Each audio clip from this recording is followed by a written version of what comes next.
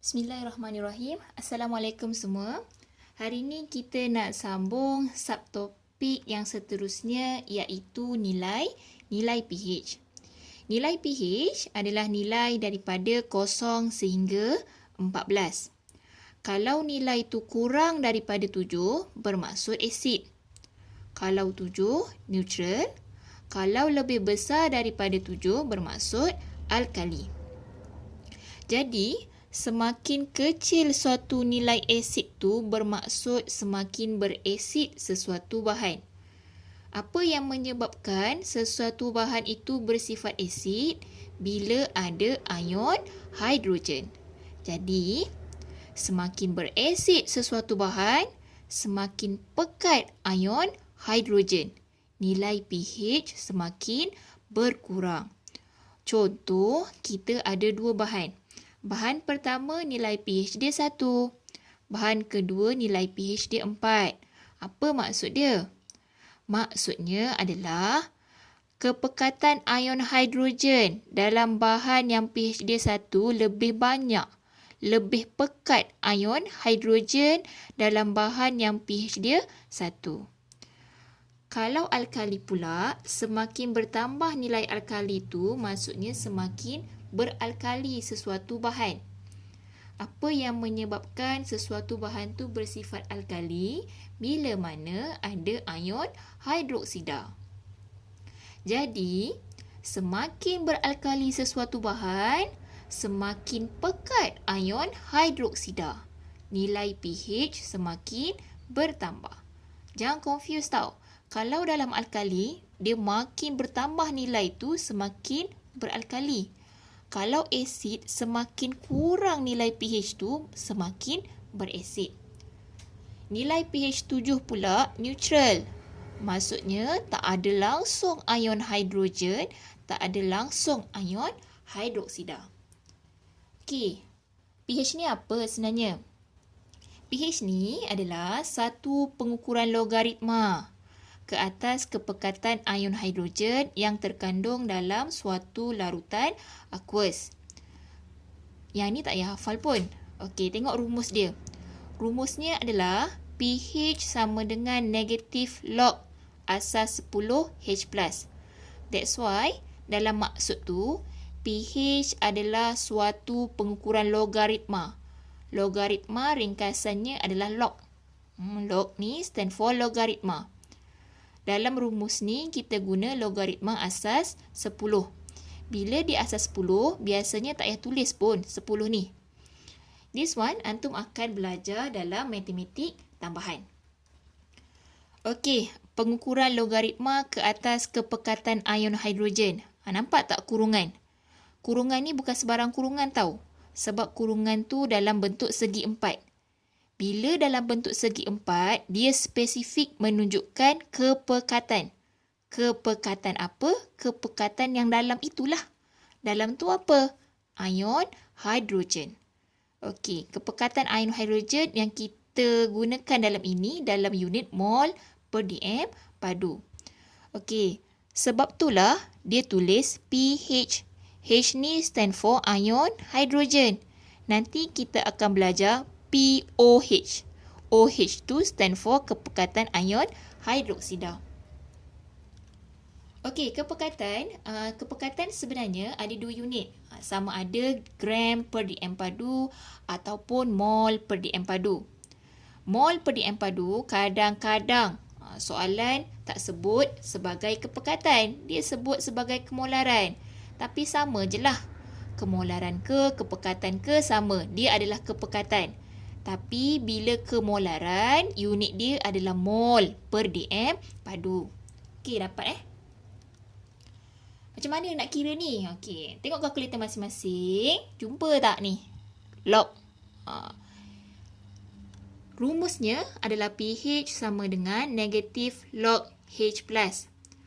Soalan, kadang-kadang tanya kirakan pH. Dia dah bagi kepekatan. So, masukkan saja nilai tu dalam rumus. Tekanlah negatif log.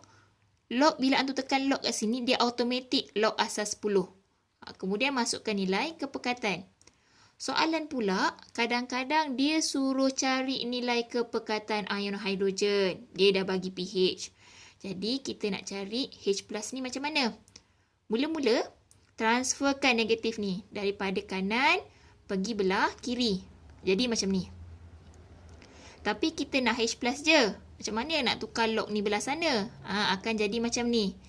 H plus sama dengan 10. 10 ni dapat daripada mana? Ni, yang kecil tu.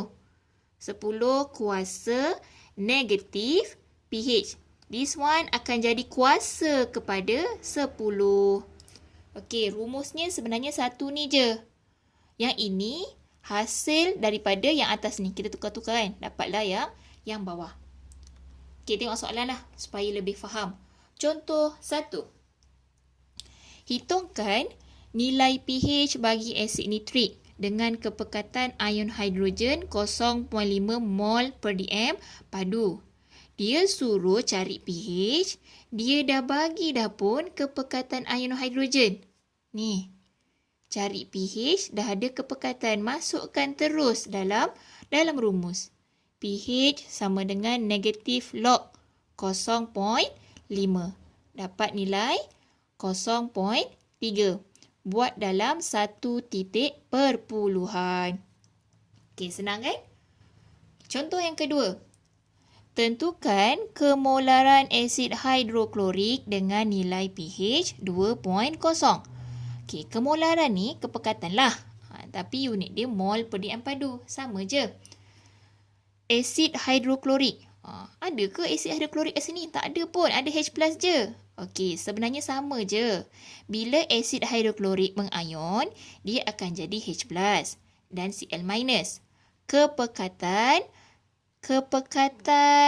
asid hidroklorik ni sama macam kepekatan ion hidrogen. Maksudnya, bila kita berjaya jumpa, berjaya cari, berjaya kira kepekatan ion hidrogen ni, bermaksud kita tahulah kepekatan asid hidroklorik. Okey. Untuk soalan ni, dia suruh cari kepekatan, dia dah bagi nilai pH. Maksudnya kita guna yang inilah. Okey, masukkan nilai dia 10 kuasa negatif pH. pH-nya adalah 2. 10 kuasa negatif 2. Dapatlah jawapan dia 0.01 mol per dm padu. Unit jangan lupa. Okey, pOH pula. pOH ni sama je macam pH. Bezanya adalah kita tukarkan kepekatan ion hidrogen kepada kepekatan ion hidroksida. Kalau pH, hidrogen. Kalau pOH, maksudnya ion hidroksida. Okey, rumusnya sama juga. Cuma gantikan yang this one. Okey, nilai pH seperti mana yang kita dah tengok tadi. Nilai pH adalah nilai daripada 0 sehingga 14. Maksudnya, hasil tambah nilai pH dan nilai pOH sama dengan 14. Kalau soalan tanya pH, boleh juga guna rumus ini. 14 tolak pOH. Kalau soalan minta pOH, maksudnya 14 tolak pH. Matematik. Okey, contoh 3.